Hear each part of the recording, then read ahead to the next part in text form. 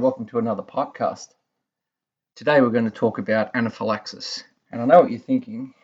You already know about anaphylaxis. You were taught anaphylaxis right when you started your career. We discuss anaphylaxis during first aid. We teach our pseudo-clinicians all about anaphylaxis, and it's a very well covered topic, really, in literature and all sorts of medical training. But despite this fact, it's still grossly underdiagnosed and undermanaged across multiple studies and across every level of healthcare, from pre-hospital, in-hospital, and even in emergency departments.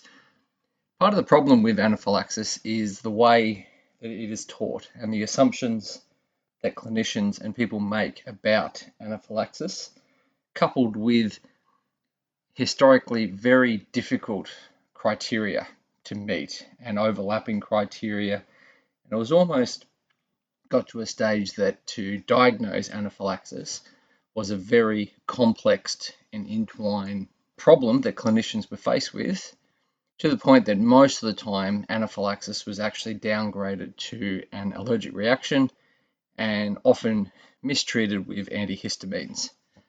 So today we're going to go through anaphylaxis in its entirety. We're going to discuss all the nuances of anaphylaxis, the common causes, and the different pathways that all lead to anaphylaxis. From there, we're really going to look at the criteria, what you can find, and things you need to look out for before we discuss the management. And the management will extend from point of injury all the way up into the tertiary facilities themselves. So just kicking off, we will start with usual introduction. We'll just talk about a few points. So the definition of anaphylaxis differs and has evolved over time. It used to be always coined as a life-threatening allergic reaction, but that isn't actually true. Most cases of anaphylaxis, even in the absence of treatment, don't actually result in death.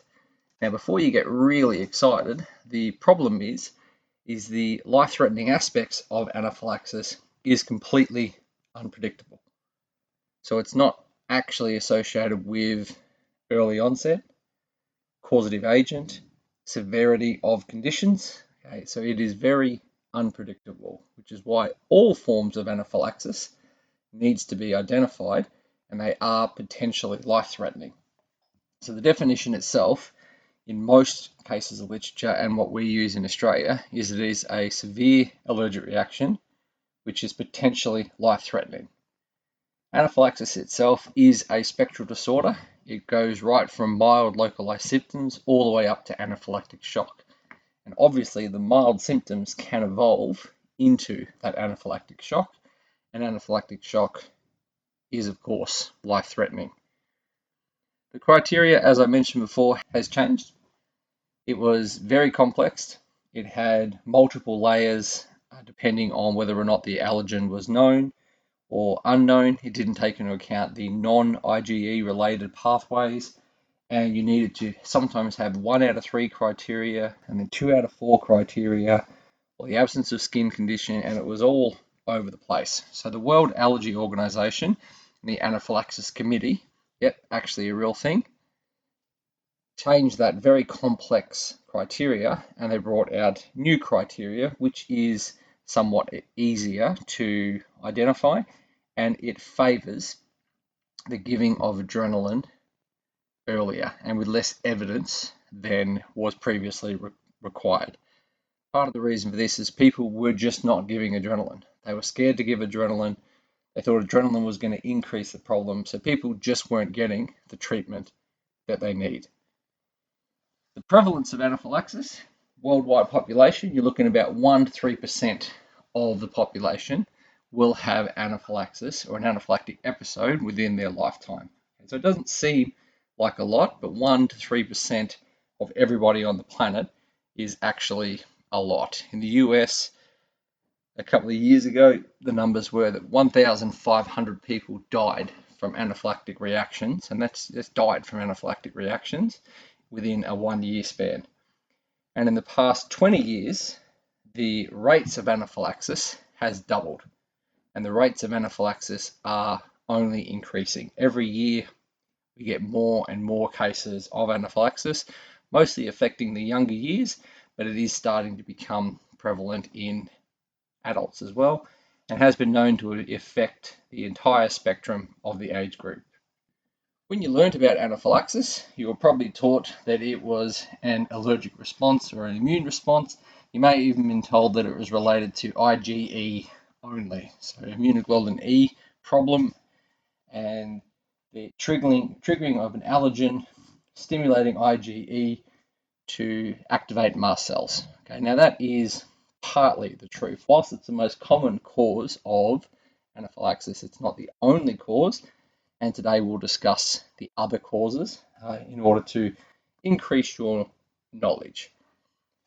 Now, everything that has happened and everything that we've discussed about anaphylaxis is all leading to one point. And the point is to increase your knowledge of anaphylaxis symptoms and your confidence and comfort in administering adrenaline. So if you think it's anaphylaxis, and if you think that the person needs another dose of adrenaline or a first dose of adrenaline, then you give adrenaline. You don't just give adrenaline to anybody who walks up, okay, with slightly runny nose or hay fever, obviously. But if you think it could be anaphylaxis and the criteria is supported, then give adrenaline. And if you think they need another dose, give them another dose. That's the bottom line. Let's start at the start of things that cause anaphylaxis. So anaphylaxis have a huge amount of different triggers. Most of them are associated with IgE dependent. And what that means is some sort of allergen, okay, some sort of protein or chain gets into the body and it's picked up by IgE, held at bay until it binds with the basophils and the mast cells in order to release the mediators, which we'll discuss. So that is the most common way of getting anaphylaxis. And that obviously comes from food, is the most abundant source. And then you have venom, mostly from your non-pit related insects, like bees, wasps, ant stings, even some scorpions. Ticks are related, but they're not as common. And then medication. Medication is the leading cause of anaphylactic reactions, which means if you're a clinician listening to this, that you're responsible to be very aware that things like antibiotics and NSAIDs can in fact be one of the leading causes of anaphylaxis. And if you're administering them, then you need to be aware. From there, we obviously have different sorts of allergens that can come into play. But it's not just the allergens that we need to worry about, because you can have an immunological response that doesn't involve the IgE. So it's almost independent of the IgE, and it still causes the stimulation of the two cells. And from there, you can even have the ones that have nothing to do with the immunology side of the house, and they just directly activate through many different means, like exercise, extreme heat, extreme cold, exposure to sunlight sometimes, can in fact cause a direct stimulus of mast cells to release histamines, causing an anaphylactic reaction. And ethanol is quite a common one. Most people who have been around people drinking would have seen some sort of a histamine type response from people drinking. It's most commonly rum related, and people that aren't really having anaphylaxis but have those sort of symptoms starting up will have reddening of their neck or something like that, which is a histamine response from ethanol. Sometimes that response can be great enough to be classified as anaphylaxis.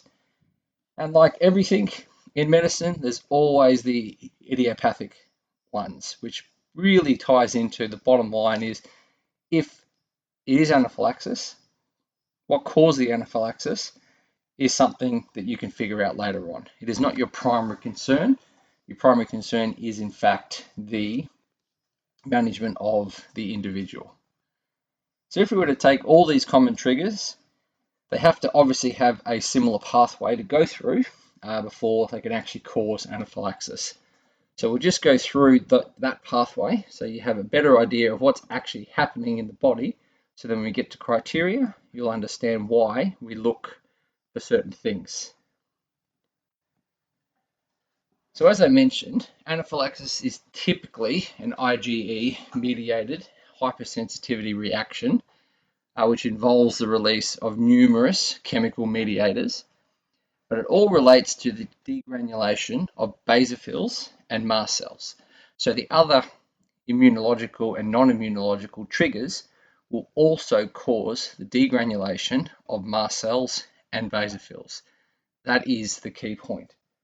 Commonly done from IgE, it can be done by other mechanisms, but once the mast cells and the basophils degranulate, which basically means they break and the chemical mediators are released, then we have a problem.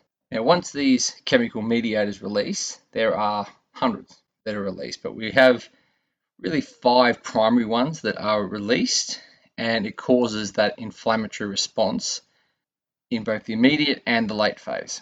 So the main mediators that are released is your histamines, and your histamines increase vascularity permeability and vasodilation. Now this leads to hyperperfusion of the tissue, and the body responds to these changes by increasing the heart rate and trying to increase the cardiac contraction. So it asks a lot more of your heart. On top of the histamines being released, we also have a prostaglandin being released, which functions as a bronchoconstrictor and actually stimulates the cardiac and pulmonary vasculature, and it causes constriction. So it actually reduces the amount of oxygen that is available to the cardiac and the pulmonary regions. But on top of that, if that wasn't bad enough, it also potentiates, makes worse the peripheral vasodilation, which just compounds the hyperperfusion to those vital organs.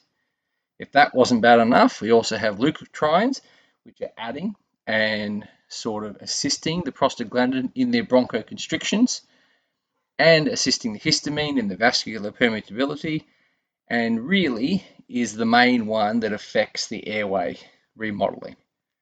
Now we move away from those chemical mediators, we have a platelet aggravating factor and the tumor necrotizing factor as well. And both of these also act on bronchoconstriction and vascular permeability, but it also activates neutrophils, which just brings in more of the immunological response. So once all these mediators are in the body causing a profound hypersensitivity, we generally move into the effects on our organ systems. And that's where we sort of get an array of different signs and symptoms. And those signs and symptoms will obviously link to a clinical presentation. Now, a clinical presentation will often begin as a mild allergic reaction. The primary symptom depends on the mode of exposure to the causative antigen or the actual reason that the degranulation occurs. Now, whilst cutaneous flushing and redness and urticaria are common, they may not develop until after respiratory symptoms occur. Okay, so it doesn't always start with the skin. Fullness or a lump in the throat is something the patient can complain of, or a persistent need to clear the throat or difficulty breathing are all concerning symptoms of anaphylaxis and can be quite an early sign of anaphylaxis. From there, other respiratory symptoms include your hoarseness, wheezing, stridor. So if you have any of these symptoms, rapid treatment should be administered. So you give adrenaline. We'll talk about the criteria more in depth just after this. Anaphylaxis is most often a rapidly evolving presentation, usually within 1 hour of exposure. Roughly half of the anaphylactic reactions are fatally occurring within the 1 hour. So half the people who die from anaphylaxis die within the first hour. Therefore, the first hour after the initial symptoms onset is the most critical time. So treatment must be rapid. It's important to note that the more rapid the onset of progression, the more severe the disease can get. It doesn't always relate in most fatality, but the more severe the disease can get. When you talk about morbidity and mortality, they are most often related to the loss of airway and distributive shock. Okay, so that's why the people die from anaphylaxis, if you needed that spelt out for you. Early recognition and aggressive treatment is obviously the best course of action for people with these symptoms. Now, just because the first hour is the most important with the links to half the amount of death doesn't actually mean it's the only time frame you need to worry about. There are things called biphasic reactions, which can occur up to 20% of the time and are often related to certain characteristics of anaphylaxis, which we will discuss. So even after the successful management of an initial presentation, there can be a chance of reoccurring symptoms 8 to 11 hours after the initial reaction. And to make anaphylaxis symptoms just a little bit more complicated, is most of the focus in literature and textbooks will focus on symptoms associated with cutaneous, hypertension, so that distributive shock, and respiratory. But it is very important to understand that these symptoms can have manifesting signs with the CNS, so your actual confusion, deliriums, those sorts of things can occur, and that can be the sign that you'll see. But it's also very important to understand and evaluate for other signs of end organ damage and hyperperfusion. Now, this can include abdominal pain, cramps, vomiting, hypotonia, syncope, and incontinence. Now, gastrointestinal symptoms are present in about 25 to 30% of patients. While the loss of airway control due to edema is the primary concern, it's very important that you don't fail to look for the other, in particular gastrointestinal symptoms, when looking at diagnosing anaphylaxis. So with that in mind, let's have a closer look at the new criteria for suspecting and therefore treating anaphylaxis. So the World Allergy Organization has come up with 2 criteria. Okay, and if these criteria are met, anaphylaxis is highly likely, and therefore you treat as anaphylaxis. So criteria 1 is all about the acute onset of an illness with the involvement of the skin and all the mucosal tissue. So that's where you have your characteristic skin, redness, urticaria, and you also have swelling around the face, around the lips, all that sort of stuff. And on top of that, you only need one of the following organ problems, and that's respiratory compromise, reduced blood pressure or associated end organ dysfunction, or severe gastrointestinal symptoms, especially if it's associated with non-food allergy. Okay, so the symptoms that you find with respiratory compromise are obviously your wheeze, stridor, and hypoxemia. Blood pressure, you'll have collapse, incontinence, and syncope. Okay, so they're associated with end organ dysfunction. And the severe cramp, abdominal pain, repeated vomiting are the main signs you'll find with gastrointestinal symptoms. Okay, so if they meet criteria 1, highly likely to be anaphylaxis, and you administer the treatment. Criteria 2 is the rapid onset of hypertension or bronchospasms or laryngeal involvement.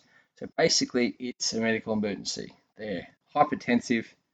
They've got bronchospasms, which can be associated or early, like severe asthma, or they have laryngeal, which airway closure. Then they say that it's after the exposure of a known or highly probable allergen. Okay, so you think it could be allergen related, or in reality, if they have those symptoms, then you treat for anaphylaxis, even if they have the absence of skin involvement or mucosal involvement as well. Okay, so if the symptoms are profound and acute enough to cause hypertension, bronchospasms, and airway closure, then you treat as anaphylaxis, regardless of the rest of the characteristics of the symptoms. Okay, so that's good news for us as clinicians. Because beforehand, you would always have to wait and you'd always have to find 2 out of 4 symptoms, whereas now you can have your classic skin mucosal inflammation and some link to end organ dysfunction or the typical respiratory compromise, or in the presence of an emergency and an emergent state that is going to be improved with adrenaline. okay, hypertension, bronchospasms, laryngeal, okay, all going to be improved with adrenaline. Then we start the management for anaphylaxis and we give adrenaline. Okay, so when in doubt, give adrenaline. So let's talk about the management, and we'll start with the management as an intake, but all the management right through pretty much needs to happen depending on the severity of the patient. So a lot of these areas will be placed in different levels of facilities, but in reality, if you have the equipment and the skill set, then you can do it all, point of injury, if the patient needs it. So starting right at the start, we always do our first aid management, and don't be afraid to use those first aiders. The people that aren't clinicians, use them to help you out. I don't know how many times I've seen scenarios where people are wasting time trying to find the allergen instead of doing the treatment. Okay, so whilst removing the allergen is a great treatment and is very necessary, it does not interfere with the administration of adrenaline. So remove it rapidly if possible. If not, get some other bugger to find it while you do all the other clinical stuff. It's very important that regardless of how the patient appears at that point in time, that you lay the patient down flat. Now, if they're having difficulty breathing, you can put them in the semi-recumbent position in order to assist their breathing, but they stay down flat and then they stay lying or sitting the whole time until evacuation.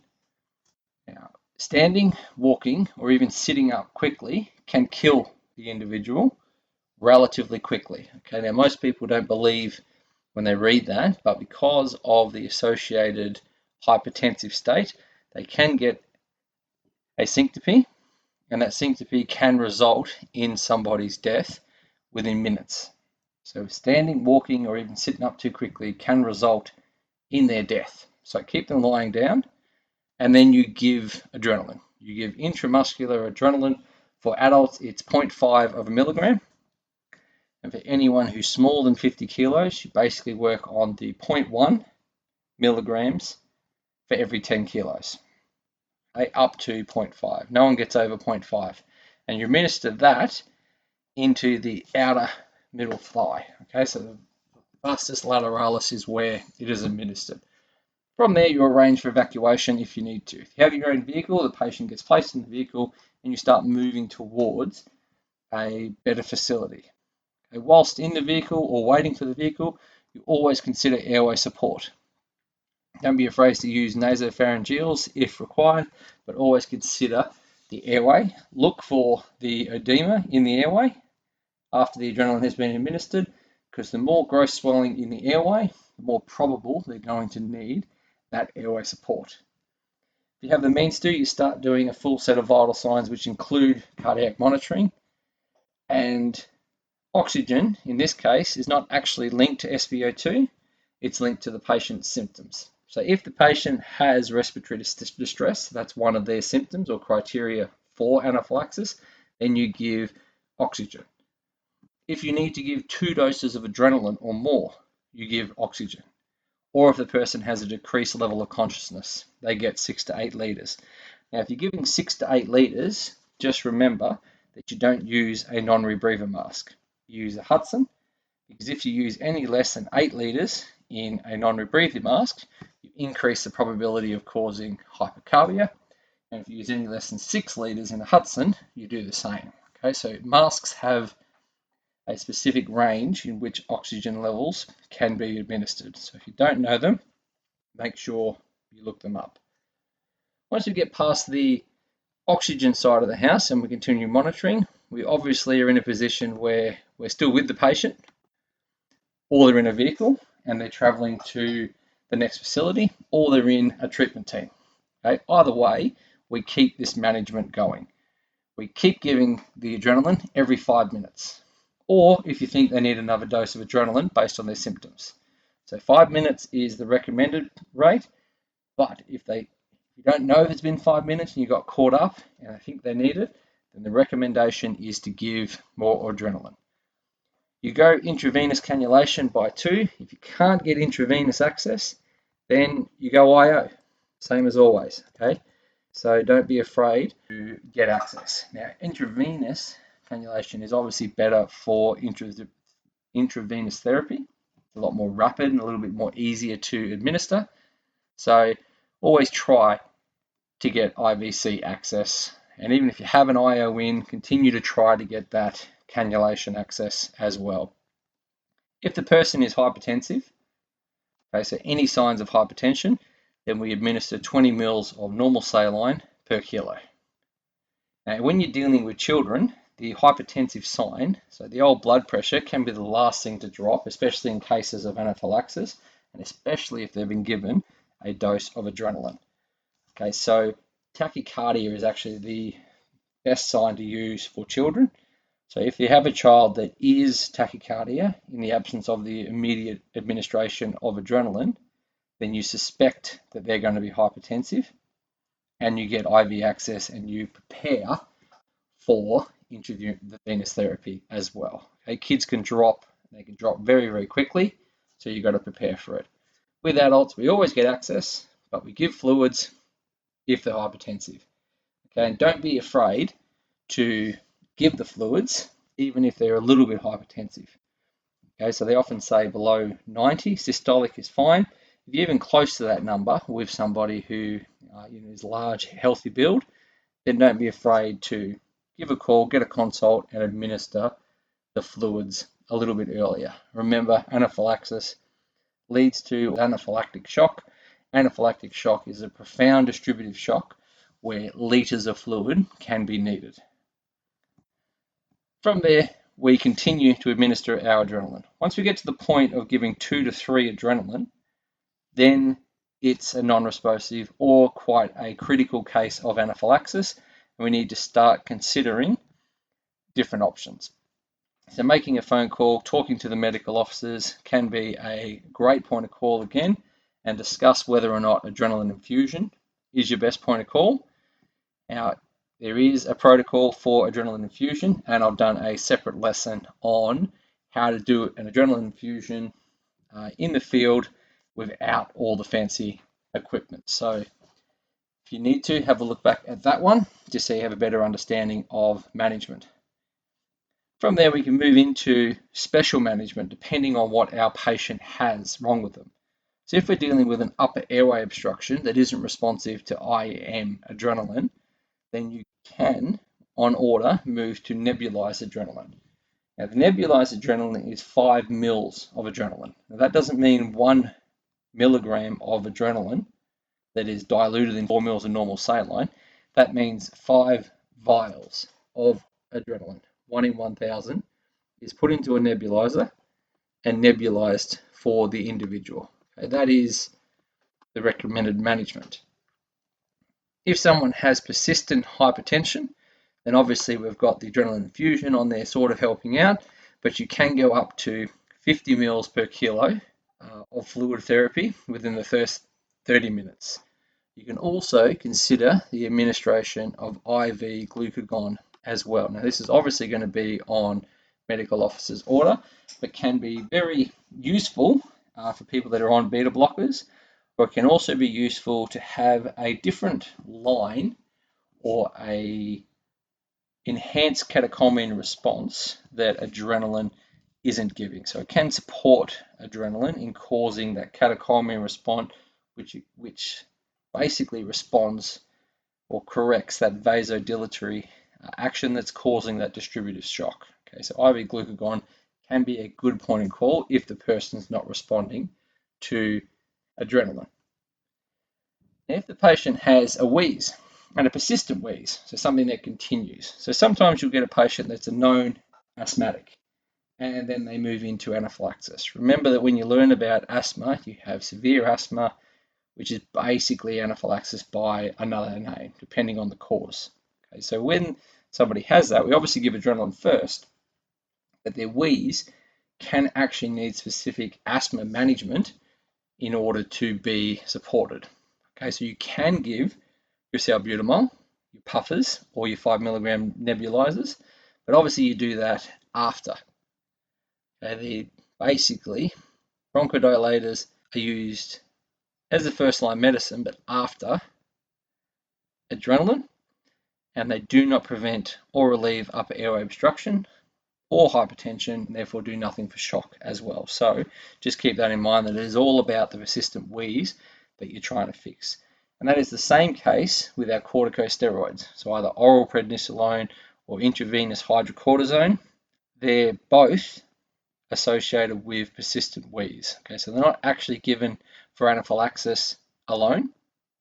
Okay, they're obviously never used as a frontline, and they're only ever used in anaphylaxis with patients that have a persistent wheeze. Okay, so they're not part of the overall management plan for anaphylaxis unless there is a persistent wheeze. And in regards to antihistamines, this is where the problem comes in when non-clinicians or clinicians that don't understand the criteria for anaphylaxis, they'll start giving your antihistamines. So antihistamines themselves have no role in treating or preventing respiratory or cardiovascular symptoms of anaphylaxis.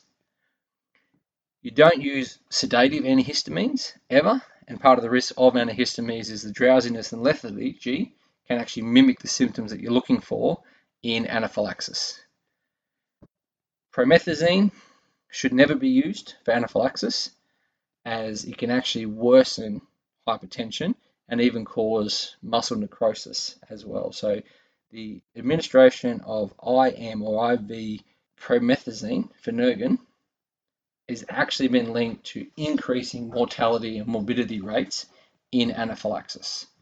So bottom line is, you never give antihistamines in the emergent aspect of anaphylaxis at all. But as the patient progresses through the facilities or progresses through their treatment, some other things can be taken into account. So this, again, can obviously be done as an integ. If evacuation hasn't come, you don't have any cause to get them out there. Same as the treatment team. If you can't get them to a higher facility, then these decisions can still have to be made. So in the event that a patient has an unmanageable airway, so an airway that just isn't responding to your simple adjuncts, your adrenaline, your oxygen, your simple airway maneuvers, it's just not helping. And the SpO2 is falling and falling. Then the decision to intubate through rapid sequence intubation can be discussed. You only do that a couple of times. So you only attempt to do intubation around 2 to 3 times. And you also consider a cricothyroidotomy as well if they need to. So if your cricothyroidotomy is in your protocol to do, then it can be considered for the correct management of anaphylaxis. Now, another phenomenon that can occur during anaphylaxis is actually cardiac arrest. So a special type of cardiac arrest, if you will, can occur as a result of anaphylaxis from both the actual overwhelming allergic response or obviously a manifestation of the symptoms, hypertension and hypoxia. In the event that cardiac arrest has occurred, then it is treated same as other cardiac arrest, but you're dealing with profound distributive shock as the causative agent. So prolonged CPR, aggressive fluid, and IV boluses of adrenaline is the recommended management for cardiac arrest. So as you can see, the management for anaphylaxis can be quite aggressive. And depending on how the patient responds and how severe the patient's symptoms is, this aggressive treatment can need to occur on the ground at the point of injury whilst you're waiting for evacuation. It can need to occur in the back of a vehicle whilst you're evacuating to a higher facility. Then again, it can obviously happen in a treatment team or in a roll TOE as well, because anaphylaxis isn't picky, and the main causative agent of IgE anaphylaxis is obviously medication. So it occurs whilst in hospital as well. Now, obviously, there's people that don't go down this path. There's people that respond well, because the triggering aspect of this more aggressive treatment are those people that don't respond to 2 to 3 doses of adrenaline, or obviously have profound symptoms that require large interventions like your cricothyroidotomy. But there are other people that do respond to the adrenaline, and we need to discuss what to do with those individuals.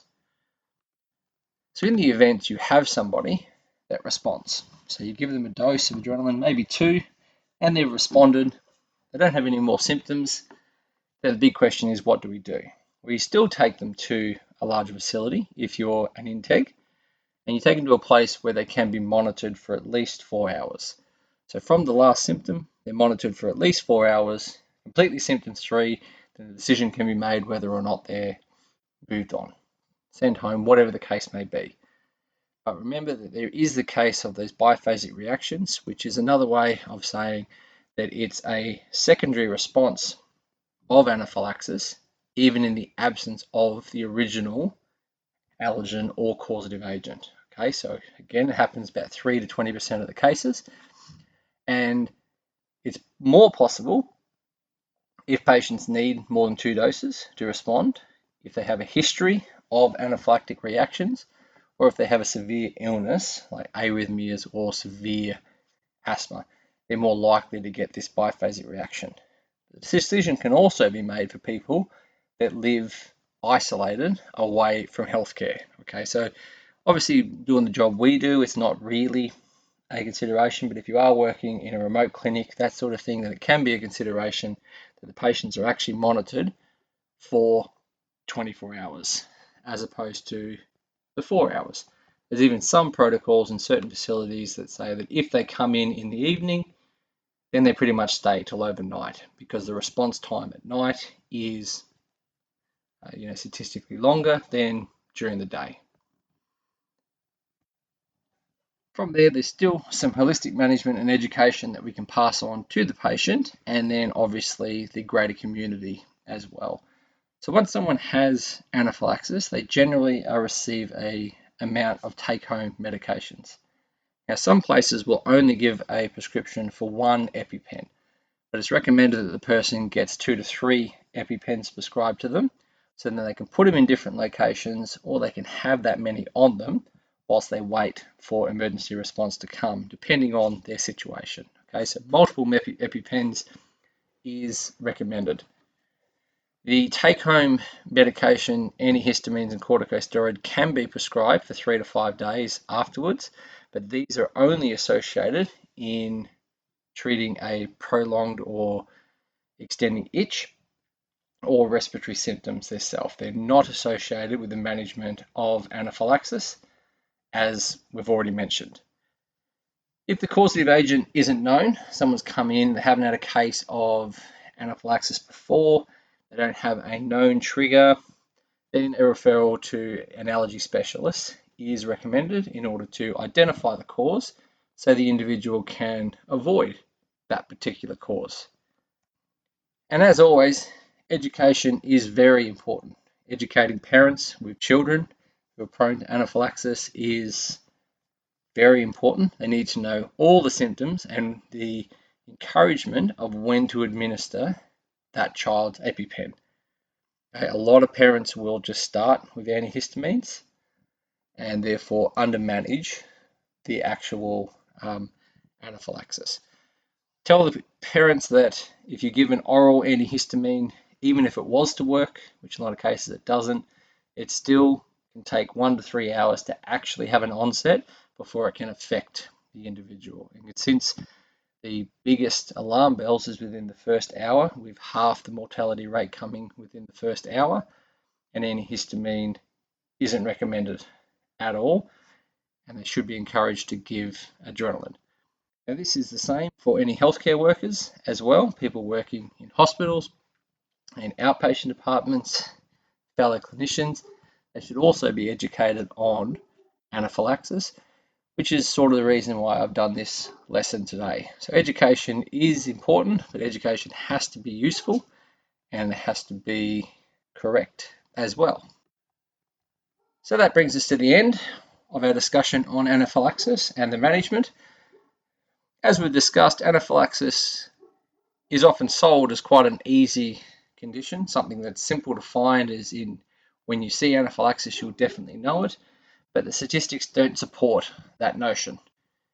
And the statistics unfortunately have a lot of cases of anaphylaxis being underdiagnosed and undermanaged by clinicians, which sort of highlights the importance of us as clinicians educating and reflecting on our practice in order to provide the best care and identify anaphylaxis cases early.